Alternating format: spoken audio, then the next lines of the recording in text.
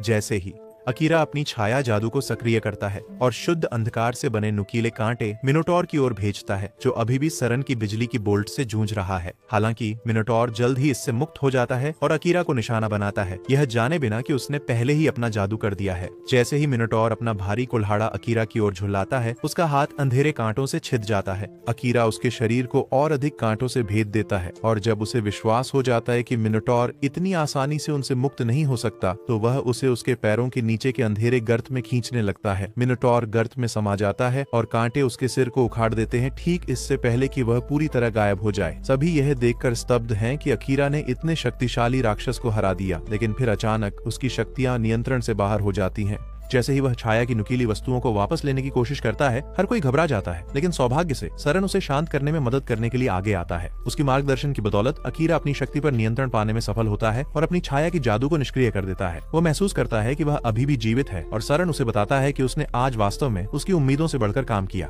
जब वे कालकोठरी से लौटते हैं तो सरन सभी की जान बचाने के लिए धन्यवाद देते हैं, लेकिन वह महसूस नहीं करते कि उन्हें सारा श्रेय मिलना चाहिए। वह कहते हैं कि अगर सरन उनके साथ नहीं होते तो वह मिनोटॉर को हरा नहीं पाते, खासकर क्योंकि वह प्रशिक्षण में छाया जादू को सही से नहीं कर पाए थे। सरन कहते हैं कि यह पहली बार है जब उन्होंने छाया जादू नामक एक अतिरिक्त कौशल के बारे में सुना है और वह सहमत हैं कि अकीरा अभी इस जादू को मुश्किल से नियंत्रित कर सकते हैं।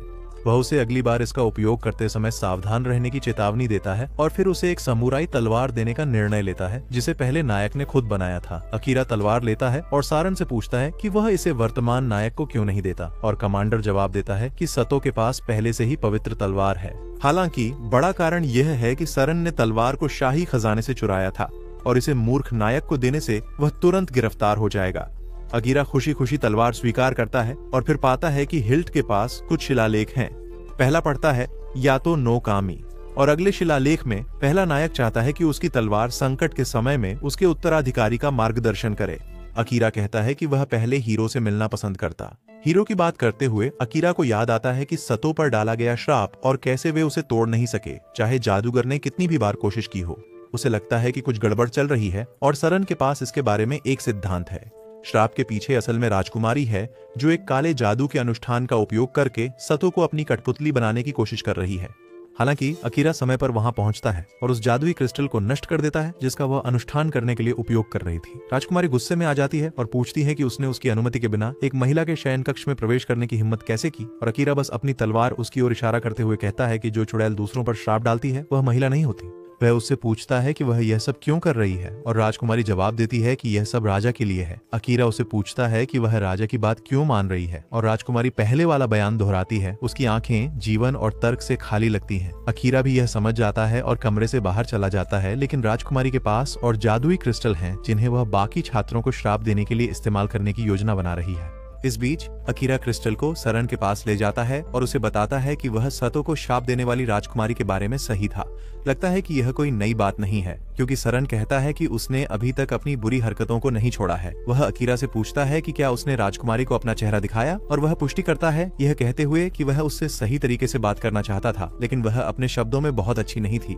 सारन जवाब देते हैं कि राजकुमारी इस समय राजा के लिए एक कठपुतली से अधिक नहीं है, और फिर अकीरा से कहते हैं कि आज रात महल के अंदर न सोएं। अकीरा कारण के बारे में जिज्ञासु हैं और सारन बताते हैं कि राजकुमारी किसी को भी श्राप दे सकती है, लेकिन उसे नहीं, क्योंकि उसने कभी अपना दर्जा उसे नहीं बताया।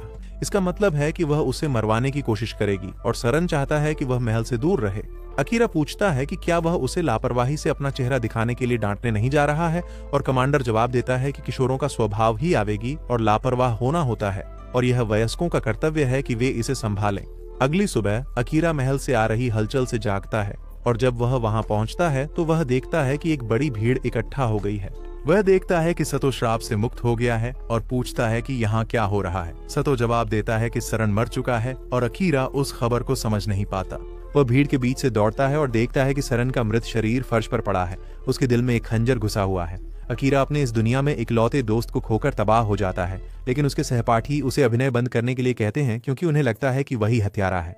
वे बताते हैं कि सरन को मारने के लिए इस्तेमाल किया गया खंजर उसी का है, और अकीरा उन्हें याद दिलाता है कि उसका खंजर मिनोटॉर के खिलाफ लड़ाई में टूट गया था। हालांकि कोई भी उसकी बात सुनने को तैयार नहीं है और वे उसे संदिग्ध और अविश्वसनीय मानते हैं जब से वे सब यहाँ आए हैं। अकीरा सोचता है कि क्या वे राजकुमारी के श्राप के अधीन हैं, और यह सही साबित होता है जिस तरह से वे सब उसे दोष देते हैं। केवल सतो उसकी रक्षा में आता है, यह कहते हुए कि उन्हें मामले की पूरी जांच करनी चाहिए। लेकिन राजा घोषणा करता है कि अकीरा को उनके प्रिय कमांडर की हत्या के लिए फांसी दी जाएगी। वह अपने गार्डों को उसे पकड़ने का आदेश देता है, लेकिन अकीरा अपनी उपस्थिति छुपाने की एक कला का उपयोग करता है और बिना किसी नुकसान के बच निकलता है। जैसे ही राजा अपने सैनिकों को महल में उसे खोजने के लिए भेजता है, अकीरा गिल के पास जाता है, जो यह खुलासा करता है कि विशेष हत्या दल ने राजा के सीधे आदेश पर सरन को मारा। हत्या दल उसके पीछे भी है, लेकिन सरन ने इसका पूर्वानुमान लगाया था और उसने तैयारी की है। उसके कमरे में यात्रा की सामग्री। गिल अकीरा से कहता है कि सामग्री ले लो और भाग जाओ, और वह उप कमांडर को धन्यवाद देता है। फिर सामान लेने के लिए सरन के कमरे की ओर दौड़ता है, लेकिन जल्दी में एक छोटा थैला भूल जाता है। रात में राजा बात करता है कि सरन जितना उसने सोचा था उससे अधिक आसानी से हार गया और अब कोई नहीं है जो उनका विरोध कर सके। राजकुमारी उसे बताती है कि नायक को छोड़कर सभी छात्रों का ब्रेन वॉशिंग पूरा हो चुका है और अब उन्हें सिर्फ अपने पड़ोसी राज्यों के साथ युद्ध शुरू करने का एक कारण चाहिए। राजा यह सुनकर प्रसन्न होता है और वह राजकुमारी से कहता है कि अकीरा के पीछे हथियारों को भेज दो, ताकि वह उनके लिए खतरा बनने के लिए ज्यादा समय तक जीवित न रहे। इस बीच अकीरा काल कोठरी में छिपा हुआ है, क्योंकि सरन ने एक बार उसे बताया था कि यह उन लोगों से बचने के लिए सबसे अच्छी जगह है जो उसका पीछा कर रहे हैं। लेकिन एकमात्र चीज जो इसकी कमी है वह है साफ पीने का पानी। काल कोठरी भी कौशल को बढ़ाने और सुधारने के लिए सबसे अच्छी जगह है, लेकिन ज्यादातर लोग ऐसा नहीं करते क्योंकि यह बहुत खतरनाक है। सरन ने अकीरा को चेतावनी दी थी कि उसकी उपस्थिति छुपाने की क्षमता भी उसे उच्च स्तरीय राक्षसों से नहीं बचा पाएगी, जिनकी इंद्रियां बेहद तेज होती हैं। लेकिन अगर वह पर्याप्त स्तर तक पहुंच जाता है तो वह अपनी गंध और यहाँ तक कि अपने शरीर के तापमान को भी मिटा सकेगा, ताकि लगभग किसी को भी धोखा दे सके। उसके शब्दों के बाद अकीरा गहरे काल कोठरी में जाने लगता है, शक्तिशाली राक्षसों से लड़ते हुए, जैसे कि ज्वाला हाउंड्स जो मरने पर विस्फोट करते हैं। अकीरा को याद आता है कि सरन ने उसे एक बार उस विशेष कौशल के बारे में बताया था जो हर कोई स्तर 100 पर पहुंचने के बाद प्राप्त करता है, और यह उन्हें वास्तव में मजबूत बनाता है।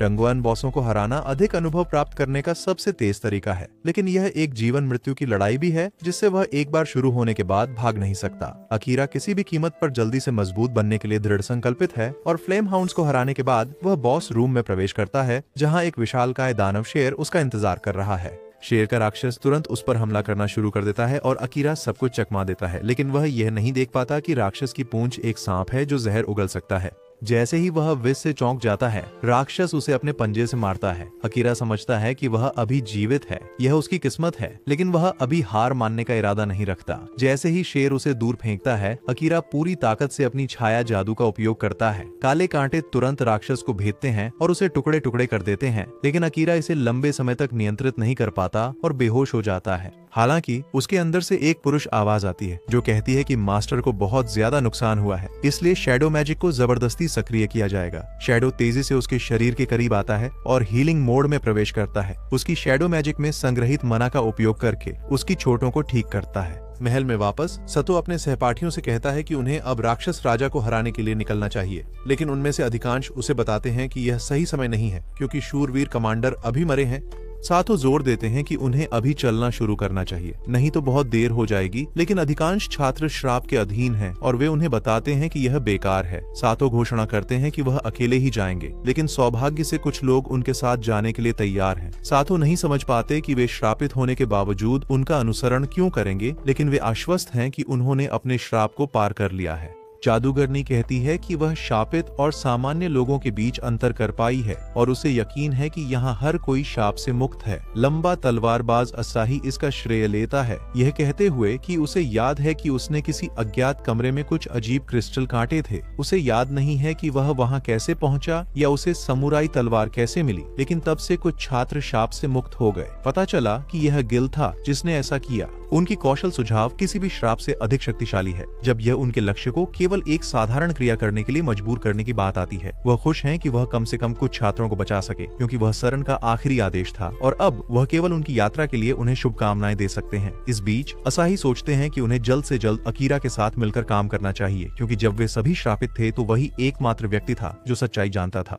उसे असली दुनिया का वह समय याद है जब उसने अकीरा को रेलवे क्रॉसिंग पर पार्ट टाइम नौकरी करते हुए पाया था। अकीरा ने उससे इसे गुप्त रखने को कहा क्योंकि वह नहीं चाहता था कि उसके सहपाठी और छोटी बहन उसके काम के बारे में जाने, और असाई को इसमें कोई समस्या नहीं थी। जब उन्होंने अपनी बहनों के बारे में बात करना शुरू किया तो उन्होंने सीखा कि लड़कियां सबसे अच्छी दोस्त थीं और इसने उन्हें एक दूसरे के साथ अच्छे संबंध रखने का कारण दिया। काल कोठरी में वापस अकीरा भी उस घटना का सपना देखते हुए जागता है और सोचता है कि क्या असाही सुरक्षित है। वह अचानक नोटिस करता है कि उसका शरीर अपेक्षा से बेहतर महसूस कर रहा है और अपनी स्थिति खोलता है यह देखने के लिए कि उसके आंकड़े बढ़ गए हैं और उसका एचपी पूरी तरह से वापस आ गया है। इतना ही नहीं, उसकी शैडो मैजिक स्किल भी लेवल अप हो गई है, जबकि उसने इसे केवल एक बार इस्तेमाल किया था और वह समझ नहीं पा रहा है कि यह सब कैसे संभव है। हालांकि उसके पास इसके बारे में सोचने का समय नहीं है और वह तहखाने में और गहराई तक जाने का फैसला करता है। वह जल्द ही तहखाने की 75वीं मंजिल पर पहुंचता है और एक स्लाइम मॉन्स्टर तुरंत उस पर हमला करता है। अकीरा निचली मंजिलों पर स्लाइम को देखकर हैरान होता है और तुरंत उसे काट देता है और आश्चर्यजनक रूप से मॉन्स्टर के अवशेषों से एक सुंदर एल्फ बाहर गिरती है।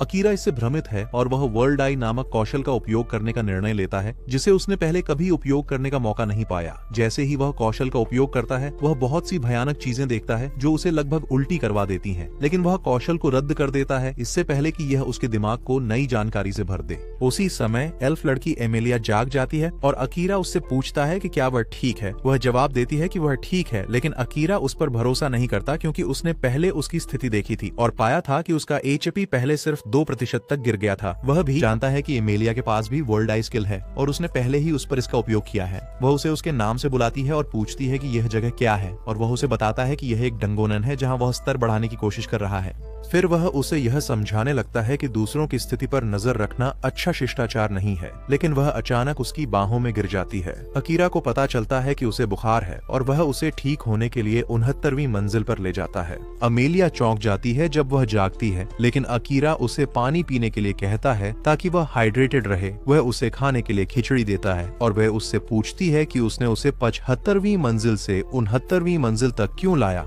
अकीरा जवाब देता है कि यह पानी के स्रोत वाला सबसे नजदीकी मंजिल था और फिर उसे आराम करने के लिए कहता है। वह उसे बचाने के लिए धन्यवाद देती है और फिर बताती है कि वह एक राजकुमारी है, लेकिन अकीरा को इससे कोई खास फर्क नहीं पड़ता।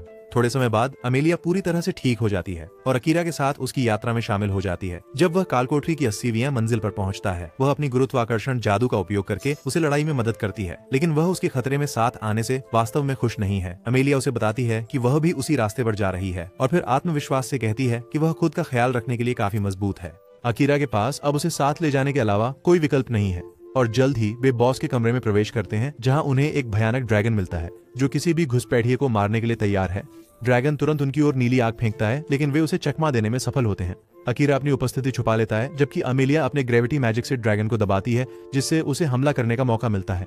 हालांकि ड्रैगन उसे अदृश्यता मंत्र के बावजूद आते हुए देख लेता है और उसे दूर फेंक देता है। अमेलिया अकीरा से चिल्लाकर कहती है कि ड्रैगन उसे उसके मना के माध्यम से महसूस कर रहा है और उसे इसे आसपास के मना के साथ मिलाने के लिए कहती है। अकीरा ने अभी तक यह करना नहीं सीखा है, इसलिए वह वैसे ही लड़ने का फैसला करता है जैसे वह हमेशा से करता आया है।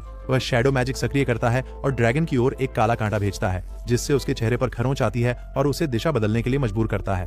इस मौके का फायदा उठाते हुए वह अपनी तलवार से ड्रैगन की आंख में वार करता है, जिससे वह गिर जाता है। अमेलिया उसकी लापरवाह लड़ाई की विधि से वास्तव में प्रभावित होती है, लेकिन जैसे ही वह उसकी शक्तियों के बारे में पूछने वाली होती है, ड्रैगन का शरीर चमकने लगता है, जिससे